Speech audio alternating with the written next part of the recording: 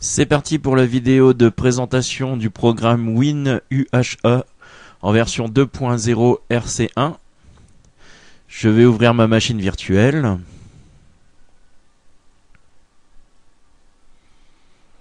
Alors comme vous le remarquez sur le nom du fichier, le programme est très ancien puisqu'il date quand même de 2005.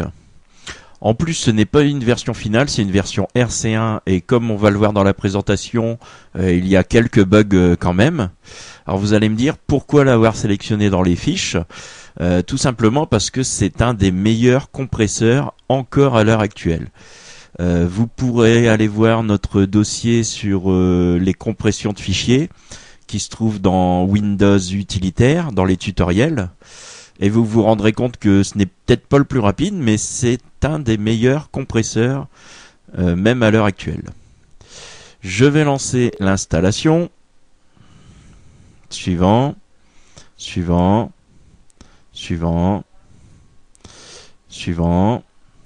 Installé. Launch WinUHA, lancer le programme, terminé. Alors, il me parle de faire une donation. Voilà, donc je vais dire que j'ai lu et que je ferai une donation le plus tôt possible. Donc j'ai un bouton donate, je vais cliquer sur close. Et me voilà dans le programme. Donc le programme n'est pas en français, il est en anglais. Bon, ce n'est pas trop gênant puisqu'il n'y a pas trop d'options. Dans le menu File, on peut bien évidemment ouvrir une archive, fermer une archive, sélectionner tout ou désélectionner tout. Dans le menu View, j'ai les toolbars. Alors je peux regarder en détail, en icône ou en mode simple. Je vais laisser en détail. On a les commandes, rajouter des fichiers sélectionnés donc dans l'archive, extraire vers, vérifier l'archive, avoir des informations sur l'archive. Dans tout l'SFX, donc pour créer un exécutable auto décompressible. J'ai Clean Open History, j'ai bien évidemment les options du programme. Donc dans le général, j'ai External File Viewer, donc le notepad d'origine, mais on peut le changer. Dans Advanced, j'ai l'association de fichiers, donc WinUHA, UHA plutôt, zip, ISO, RAR ou ACE. Les principaux formats. Ici, j'ai le style. Et dans language, malheureusement, il n'y a pas le français, il y a l'anglais, l'allemand, l'italien, japonais, polonais ou russe. On va faire OK. Alors, je vais prendre l'exemple de l'installation, de l'exécutable de l'installation. Alors, si je clique sur commande et add selected, eh ben, ça ne fonctionne pas. Donc, ça fait partie des petits bugs du programme. Il faut faire en fait un bouton droit. Et là, j'ai la même chose, add selected, sauf que ici, ça fonctionne. Donc, afficher UHA. Je peux créer une archive et ajouter les fichiers ou déplacer les fichiers. J'ai le niveau de compression qui va jusque ALZ3, c'est-à-dire une des meilleures compressions disponibles.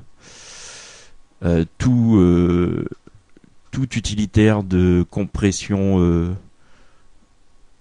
au passage.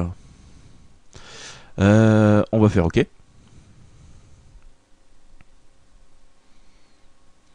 Voilà, il m'a créé mon fichier UHA.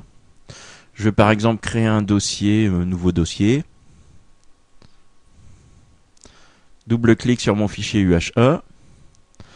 Commande extract to. Je vais le mettre dans le nouveau dossier. Alors il y a plein de petits trucs qui font qu'il y a des manques, comme par exemple créer un nouveau dossier, ce serait bien d'avoir l'option ici. Malheureusement il n'y a pas. OK. Je vais fermer. Voilà, il me l'a bien décompressé.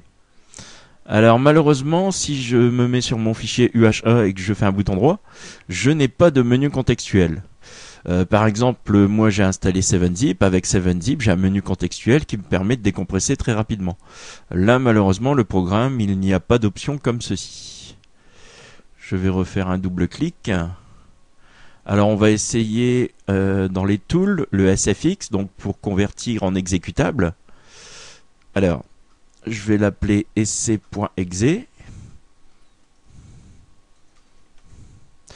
Et toujours dans les bugs du programme, enfin tout du moins sous Windows 7, SFX module option ne fonctionne pas.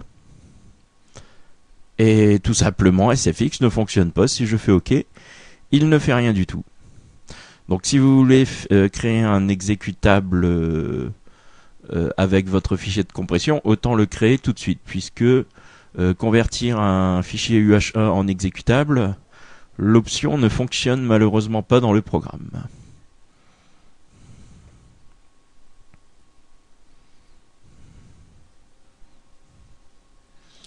Voilà, c'est tout pour cette présentation de logiciel.